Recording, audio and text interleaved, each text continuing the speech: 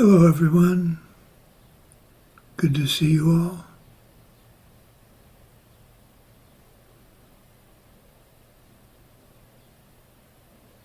Okay, let's go. Let's see. Let's have Ekaterina do the mandala in Russian, and we'll have Lydia do the refuge.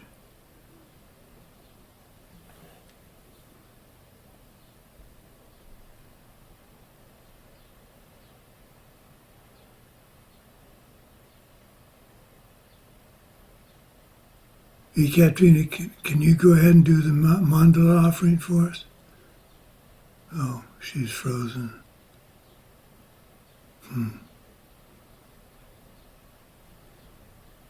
Without camera. Okay, that's fine.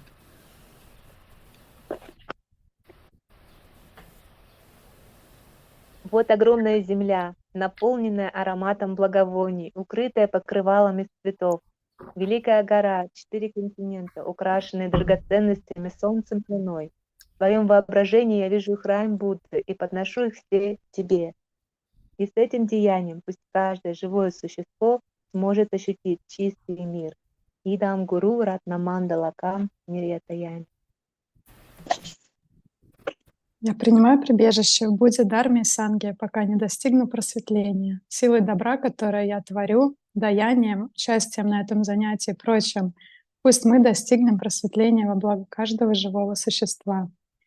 Я принимаю прибежище в Будде, Дharме и Санге, пока не достигну просветления. Силой добра, которое я творю, даянием, участием в этом классе и прочим, пусть мы достигнем просветления во благо каждого живого существа.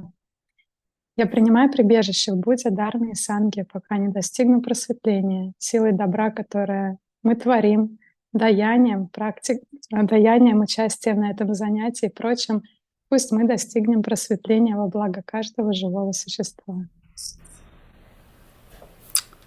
Thank you.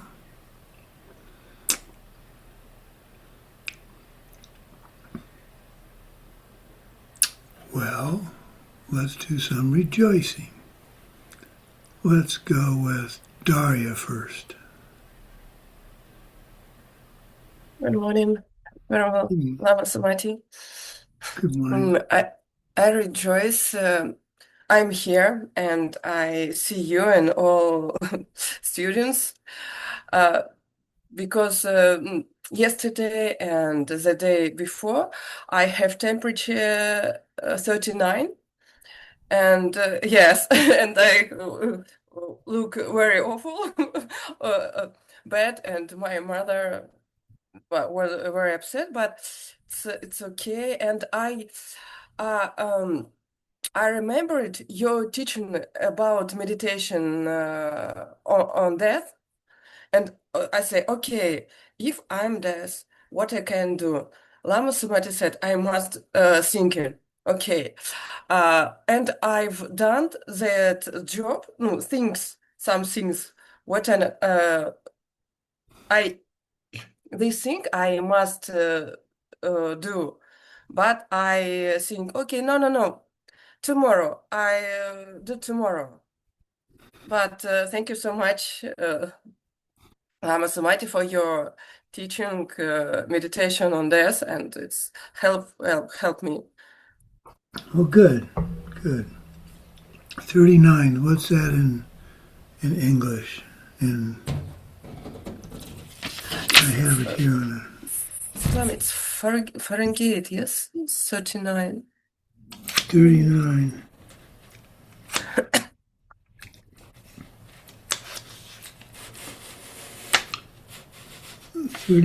C is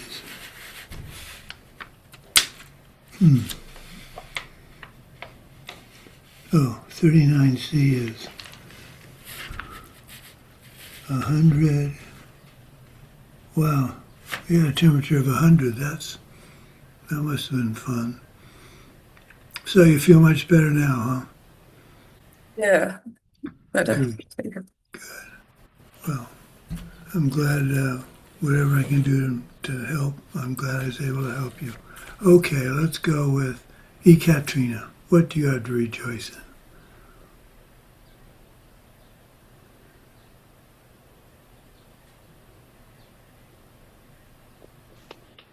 I rejoice that I have trip to.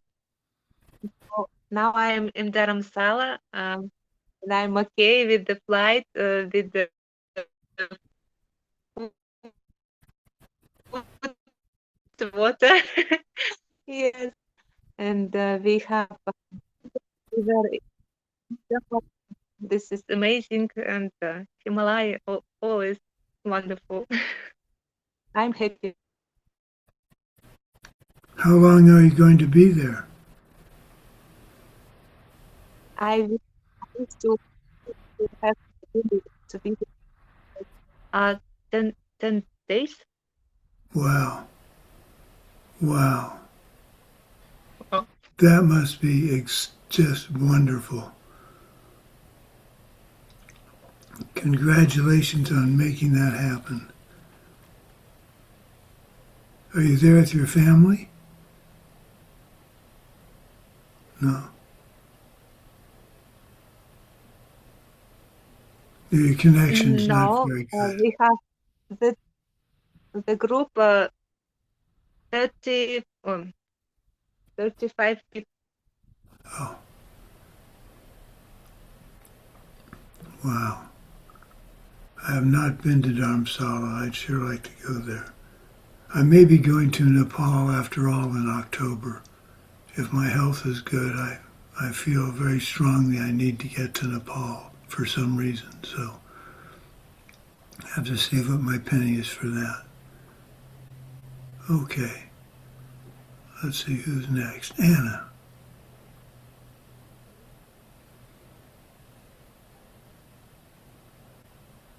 We wish you all good with health and with the trip. Thank you.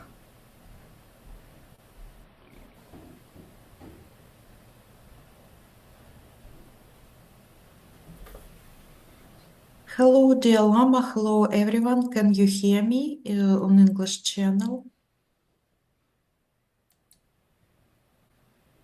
Hello, can you hear me? Sorry. Yeah, I can hear you now. Oh, yeah.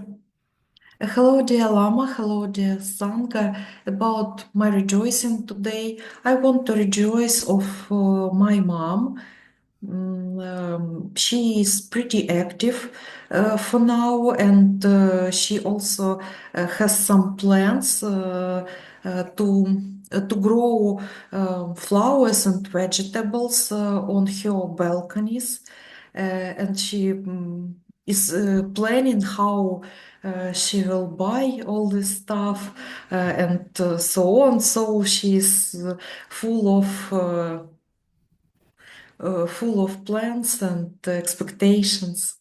So I'm very glad about her. Thank you.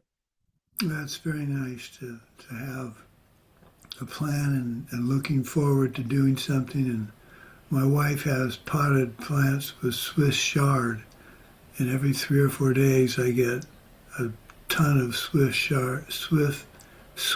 chard to use in my cooking. It's spectacular. So, okay. Tatiana, what do you have to rejoice in?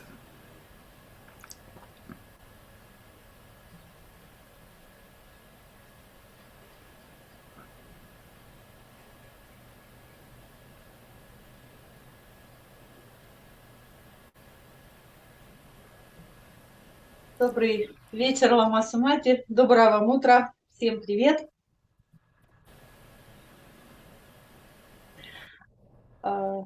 Hello, Lama Sumati. Hello, everyone. I am glad Хочу с вами поделиться and want сегодня. to share with you today. Я ходила по своим делам, а в это время моя мама была с компаньонкой. I got some business today, and my mom was with her companion. And I was not afraid that something can happen with her because she was not alone. So I am happy that I can pay attention to my own stuff and also to mom. I'm with mom today, so I will turn off my camera. Sorry for this. Okay. Thank you. You're welcome.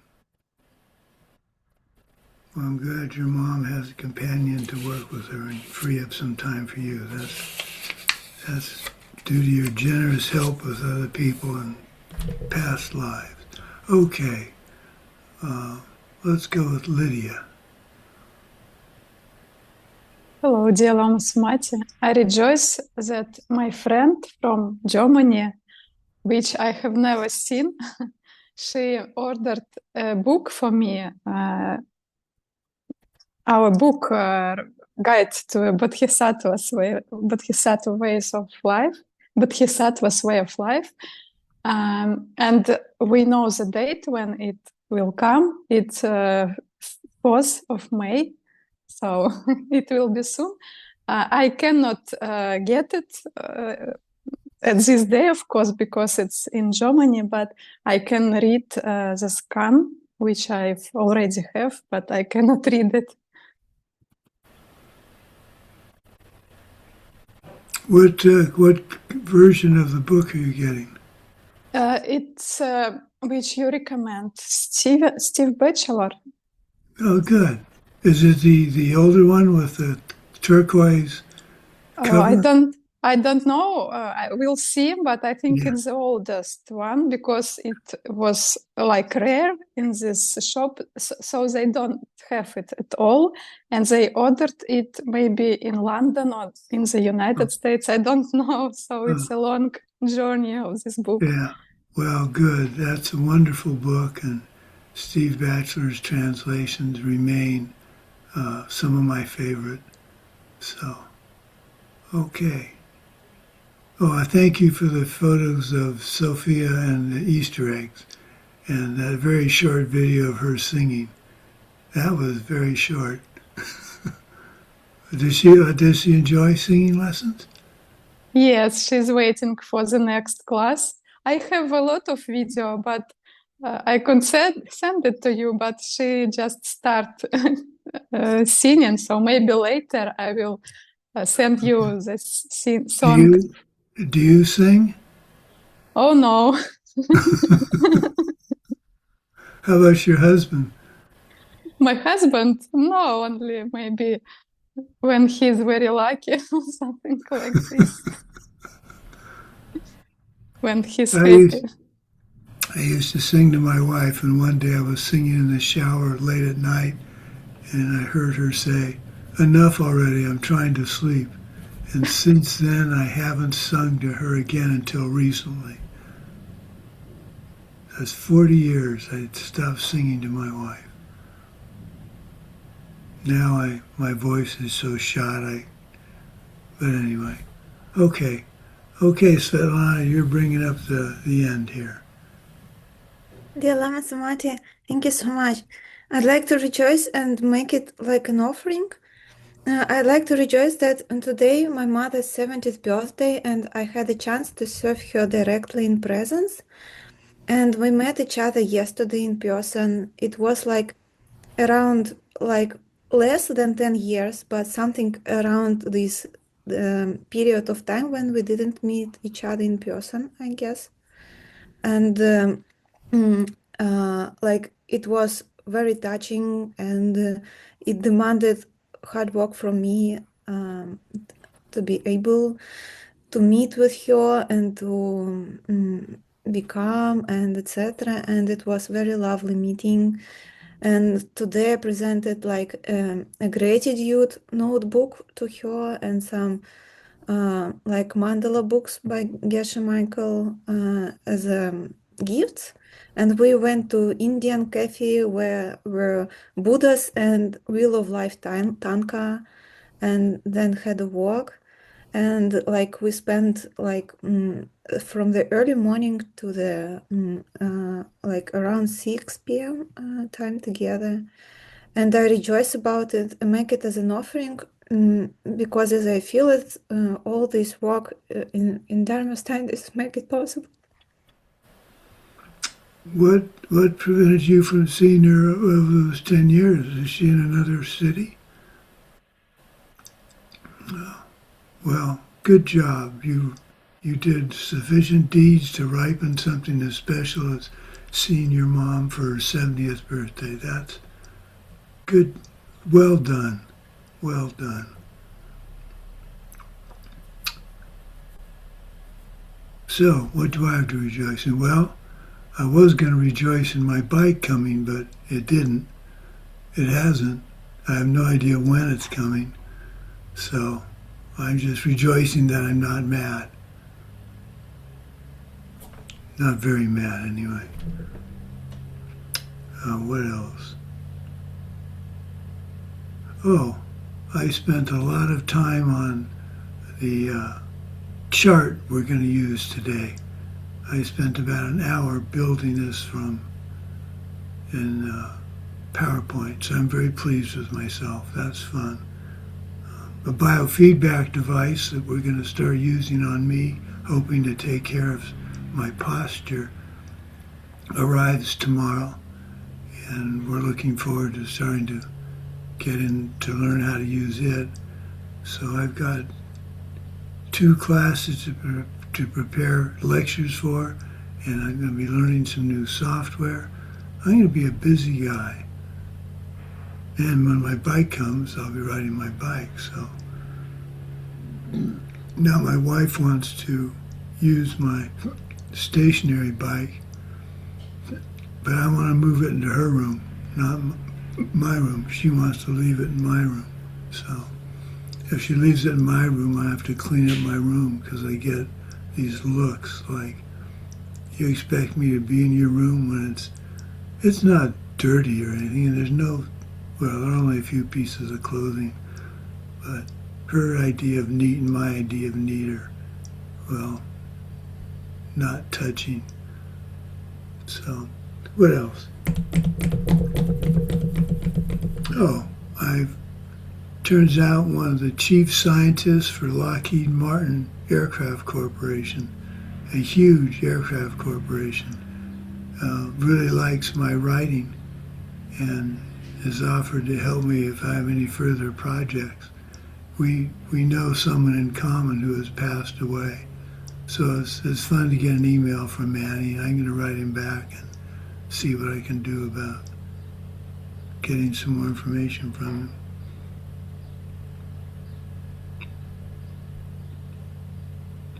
I have noticed over the last 2 weeks,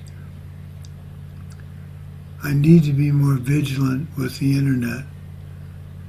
2 nights ago, I got a call that said my subscription for the technical magazine I subscribed to had lapsed, which it had, and did I want to renew it? And I went through and renewed it, and afterwards I thought, that was a call to me from someone asking for money. And that's how the scam people work. So I was upset that I'd given my credit card number.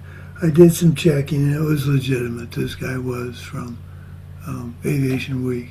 So, but I made a resolution that if anybody calls and says I need to send them money, no matter how legitimate it sounds, I need to stop and I need to instigate sending the money, not have them ask for it. So I need to be, I'm saying this because I want you all to be extra careful with the internet. And I don't know about you, but I don't have money to spare for the bad guys to be taking it.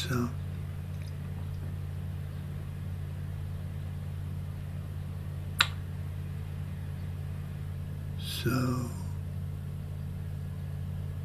okay, well, let's get started with class. So it's Guide to Bodhisattva's Way of Life, Part 3.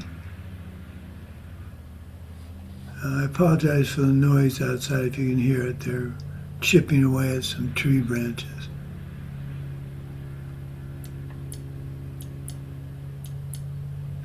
Okay, stopping mental afflictions by seeing emptiness directly. Now, we're going to be doing a lot of these kind of conversations that Geshe plays with to try and prove a point. And so just bear with me. It can get a little tedious, but we're trying to beat into our brains. Well, I'm trying to beat into my brain there's real belief in emptiness and not self-existence. So here we go. Well, we should have Katrina teach this. She's in Dharamsala.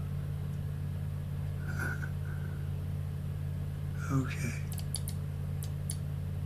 So, we're finished with mind-only discussion of self-existence. Whew. That made me dizzy. Now we'll be going on to proofs of emptiness designed to help us move our minds to a higher and higher understanding of the concept. I think I have a reasonable understanding of the concept of emptiness, and as I teach the courses, I find that I'm not as well versed as I thought. So I again thank you for asking for these courses, because that makes me have to go back and reread them and rewrite my notes, which is usually all the time very helpful for my practice. First, I want to do a quick review of the concepts of the three scopes and the three vehicles. So this is the table I put together. I'm really proud of this.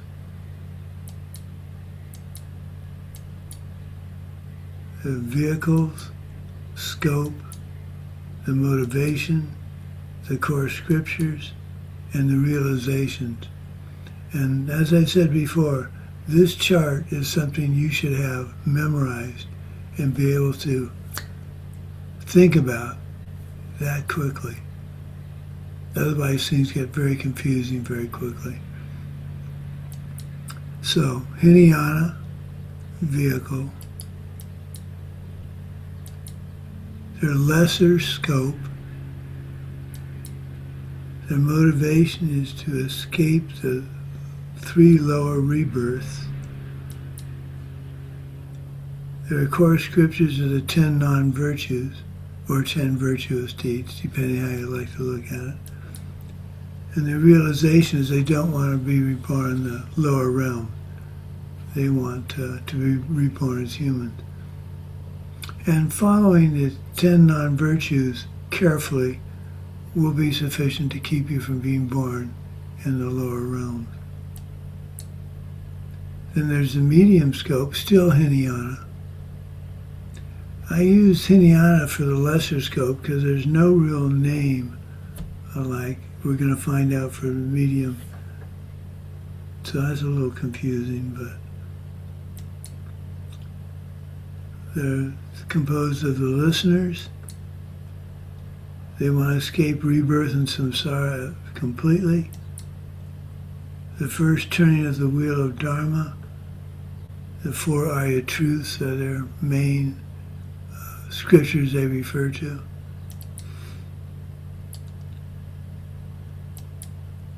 And they want to be, their realization, their goal is nirvana.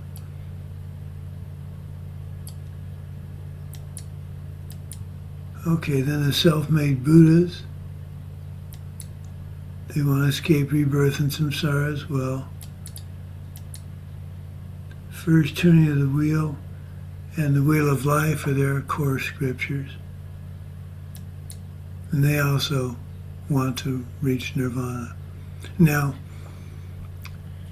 you can't reach nirvana without the direct perception of emptiness. So this is assumed in these two. And the last one is the Mahayana vehicle, the greater scope.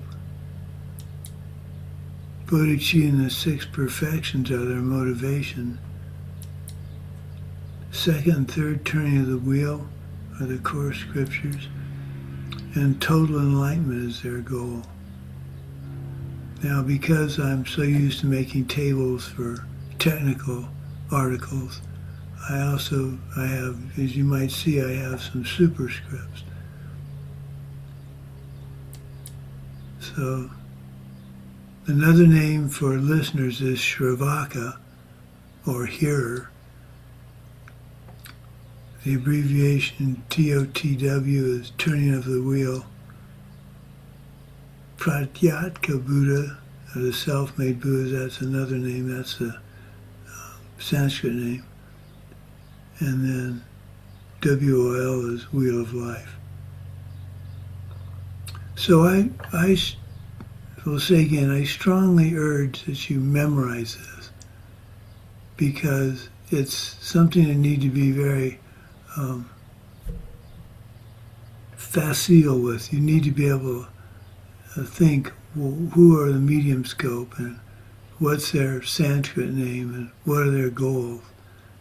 Because what I found, if you don't do this and Geshe Michael or another teacher starts talking about the scopes and the vehicles, you get lost in trying to remember what is what, and then you can't take decent notes and the lecture falls apart. So back to the what we're really doing here.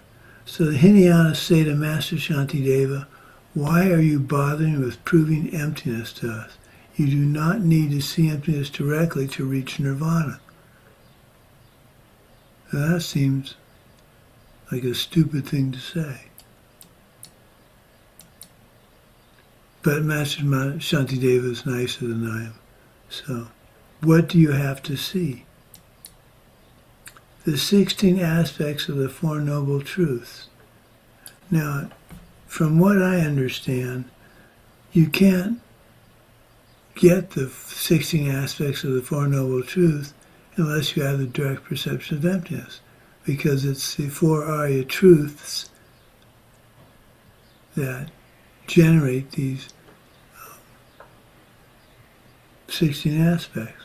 So we'll deal with that. But I thought you'd like to see what the 16 aspects are.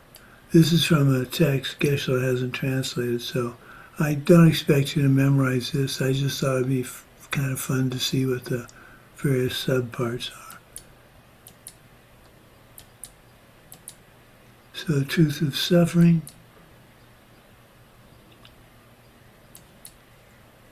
truth of the cause of suffering, truth of the cessation of suffering, truth of the path to the cessation of suffering. I'm wondering if it sounds like it's raining. Anyway, so that's what the 16 aspects are. I'm going to try and find Geshe Michael's translation of more detail, but I thought it'd be interesting to see them. So lower schools misunderstand something. They think the path of seeing is directly perceiving the 16 realization of the four Arya truths. Therefore, you do not need to have the direct perception of emptiness. Seems to me you do. But for some reason, I don't know how they can think you don't have it. How can you see the 16 aspects of the four Arya truths if you haven't seen the four Arya truths and haven't had the experience of direct perception of emptiness? Once you have the realization of the 16 aspects, you can get rid of your mental afflictions and reach nirvana. You cannot understand the 16 aspects of impermanence, dependent origination, four Arya truths, whatever you want to call it, until you've had the direct perception of emptiness. So, you cannot really understand suffering until you have the direct perception of emptiness, until you experience ultimate truth for the first time. If you can't really understand suffering, then the four Arya truths would not make sense to you, nor would their 16 subtopics. While it is true that a deep understanding of the four Arya truths can help you suppress your mental afflictions and so stop perpetuating them, the suppression is not complete and you continue to have mental afflictions. Only the direct perception of emptiness will enable you to permanently remove your mental afflictions, not merely suppress them. Now, it doesn't happen right away, but it's the ammunition you need to go after and develop the skill of no longer having mental affliction. There are two types of mental afflictions. Manifest, the active one in your mind right now, and dormant, the one you are waiting for to manifest.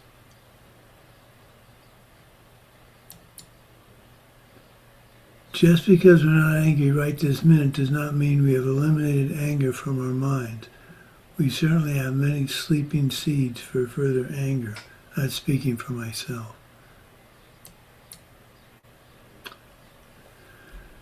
Real nirvana, absolute nirvana, is the cessation of both manifest and dormant mental afflictions. The lowest response is to avoid situations that create mental affliction arising. This does not start to reduce the dormant seeds, it just ripen them. You cannot get rid of their ignorant liking until you really understand the nature of the object and which is being ignorantly liked. And I still have typos. This is done with the direct perception of emptiness and really understanding the four-eyed truth. Understanding the true nature of all existing things is the only way to permanently eliminate the seeds for seeing things incorrectly.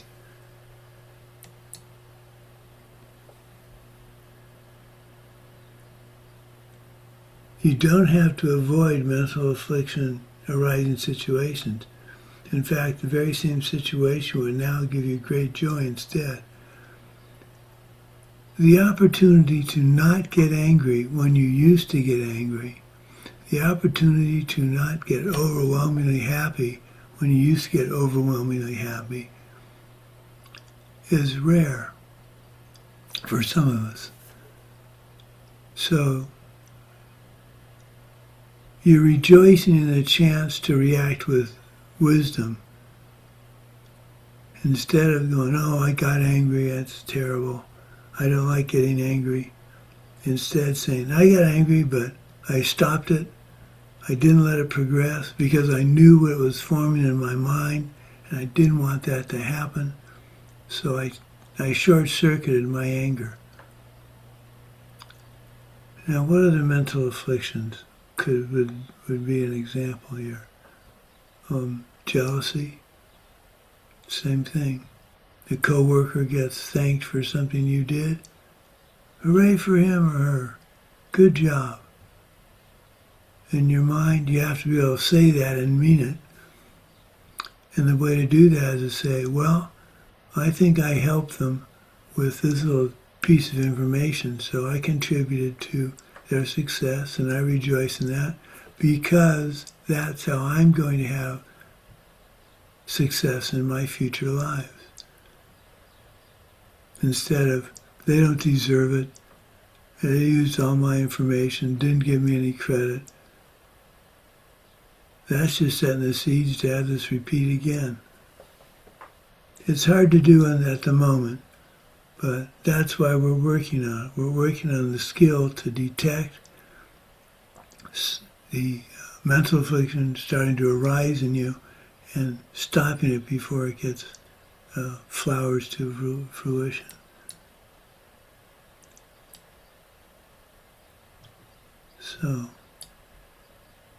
So the Hinayanas say, who said you have to see emptiness directly?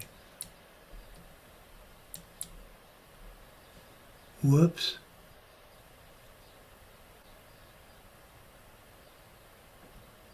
What just happened? Oh, I went out of presentation mode.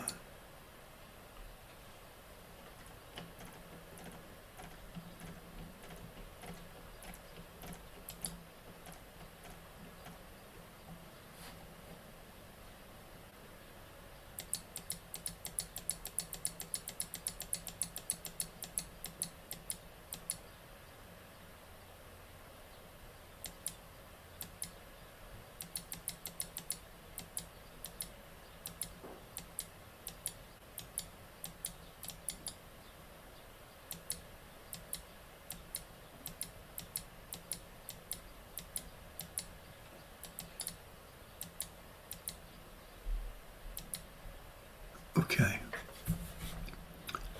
So, Master Shantideva is saying you need to see emptiness directly to see the 16 aspects. In the Prajna Paramita, the Perfection of Wisdom Sutras, also known as the Mother Sutra, because it gives birth to the Buddhas, the Perfection of Wisdom Sutras give birth to all Buddhas.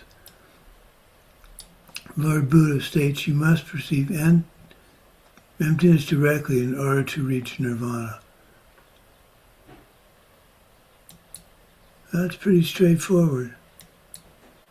The Hinayanas reject the Mahayana Sutras. I didn't realize this. The Hinayana practitioners reject the Mahayana Sutras. Whoever did speak or write them, they're wrong.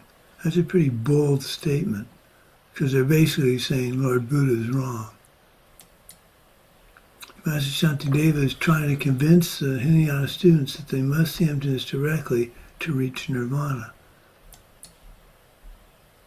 So Master Shantideva says, why do you think the sutras and books you believe in are true? The Abhidharma Kosha and things like that. Well, Hinayanas say, you accept they're true, we accept they're true, so they must be true. Well, that's a fallacious argument. Master Shantideva comes back. Well, the Rig Veda, the holy books of the Hindus, must be true then. Hinayanas say, why do you say that?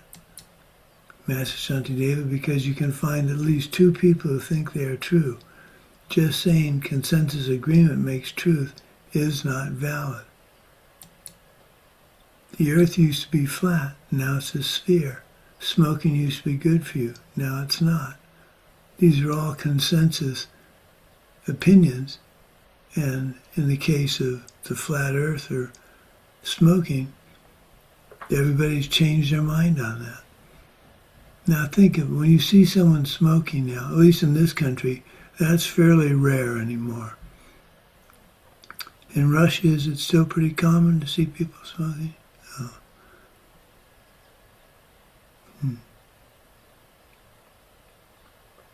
I like to tell the story. I remember watching His Holiness at one of these astrophysics conferences he held many years ago.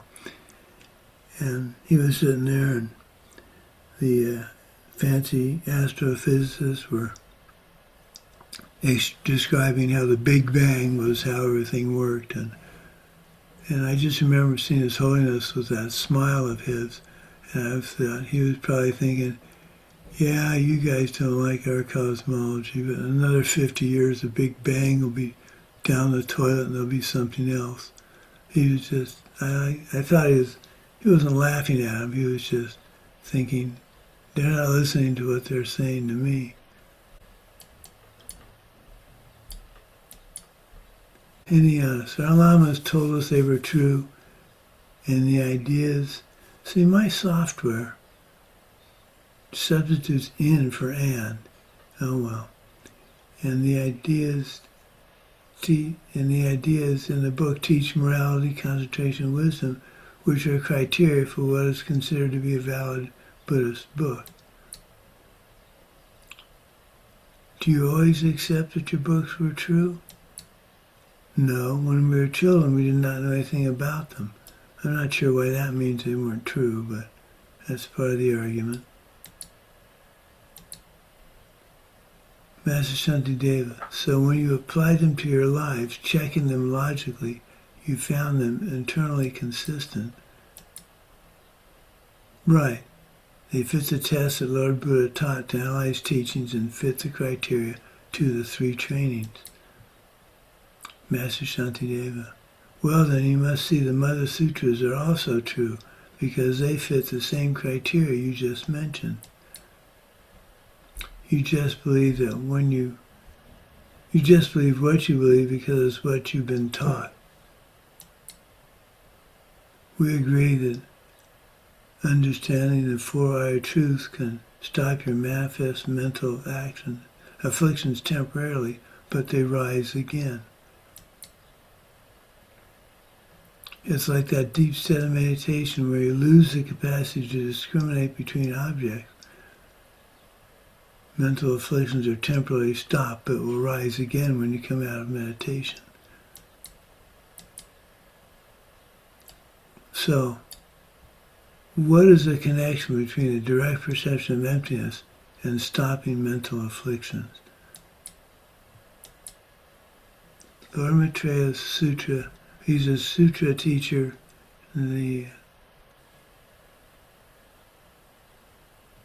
a high-level Bodhisattva in the sutra teaching.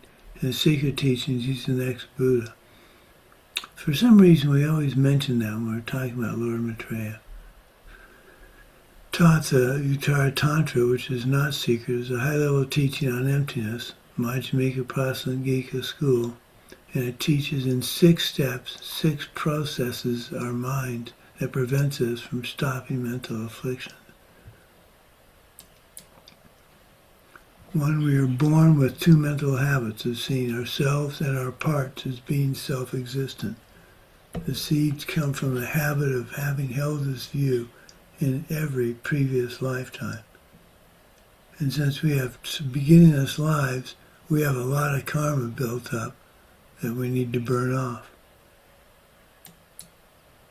This tendency grows into the 2 of seeing yourself and your parts as self-existent.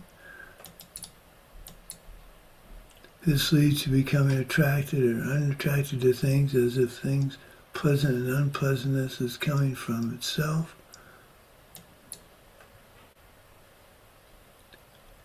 At this point, I want to re-emphasize, it's not wrong to like or dislike something.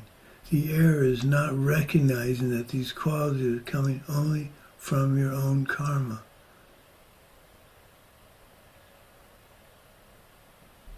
It's really important. That's the how and the not and the why. That's my karma so instead of my karma but.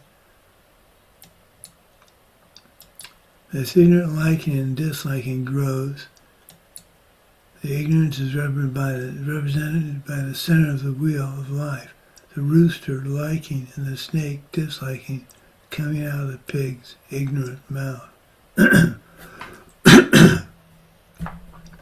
How many of you have taken the Wheel of Life course, meditation course? That's another good one. Who'd you take it from? Me? I guess I should teach it again. It's really a nice course.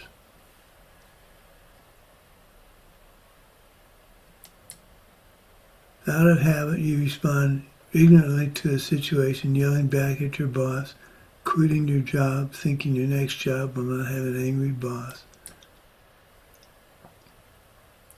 So some will think this is scary. There's no self-existent self.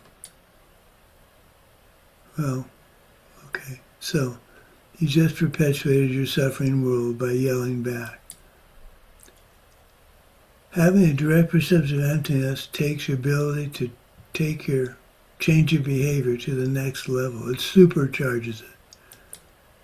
The path of habituation is where you take this newfound knowledge and begin to break the habit of still seeing things as self-existent, even though you know they're not. Intellectual of this understanding of the concept of emptiness helps this process, but the direct perception of emptiness brings it home. So again, you may think this is scary, that there is no self-existent self. But because there's no self-existent self, you can change yourself to become a being of light instead of wallowing in the tortures of the lower hell realms. So don't be scared about it. Rejoice. Be happy that you know enough, more than enough, to confront the issue when it occurs. Doesn't mean you win each time, but you confront it and you make baby steps. Okay, that's a pretty short class. But I think we covered the material. classes are going to get longer. If you're taking course 17, the classes are much longer, which starts tomorrow. So,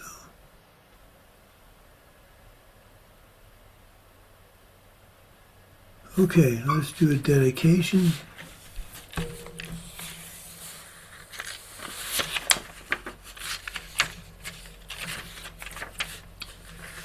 Oh Gurus, Buddhas, please listen to what I now say.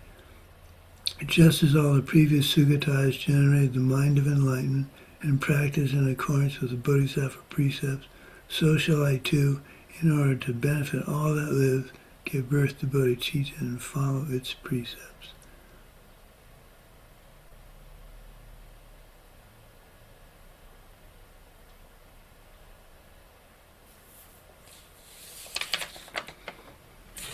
Okay.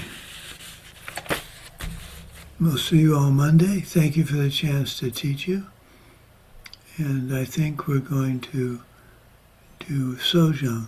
Whoops. Yes, Sa'an?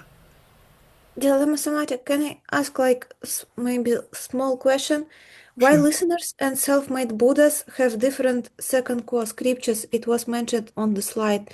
Some of them is referring to 16 characteristics of Arya Yeah. truth, and another one is about wheel of life. What's the difference? Why? Well, it's just the wheel of life is their guide to how the way the world works. And the 16 aspects of the Four Arya Truths are what the knowledge they glean when they see the direct perception of emptiness. They see the listeners and self-made Buddhas, I can see emptiness directly, but they don't have bodhicitta in their heart, so they end their enlightenment, steps to enlightenment, with at nirvana. So how the 16 aspects correlate to the wheel of life, I'd have to look more carefully. I think the 16 aspects, well, the wheel of life is suffering, cause of suffering, end of suffering, path to end of suffering within the wheel of life, if you look at it from that standpoint. So it's sort of a more detailed look at the various aspects of the wheel of life.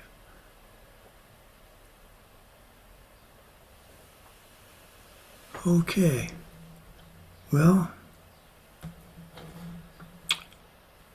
we'll see you on Monday. And those that are going to join us for Sojang, we should, yes? Sa'ana? Yeah, I guess I didn't send the link to Sojong to you, dear Lama Sumati. It's like the same as previous one. We have the different link, or we can be here. I don't know what's better. Well, I don't think I have that email. Let me see. Well, let's just go ahead and use it. If you don't mind, we can use this, or I can send you use this, or I send you a link. I have a link, but Right. as you wish, I can send you as well. Okay. Yes, go ahead and please send me the link. Okay. Oh, and I need to send you this corrected notes. So yeah, send me the link and we'll go from there. So goodbye. Have fun in Dharamsala. You gonna meet His Holiness?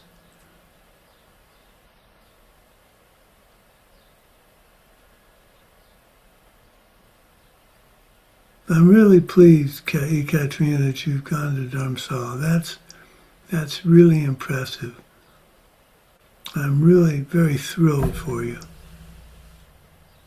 That's a lot of good memories.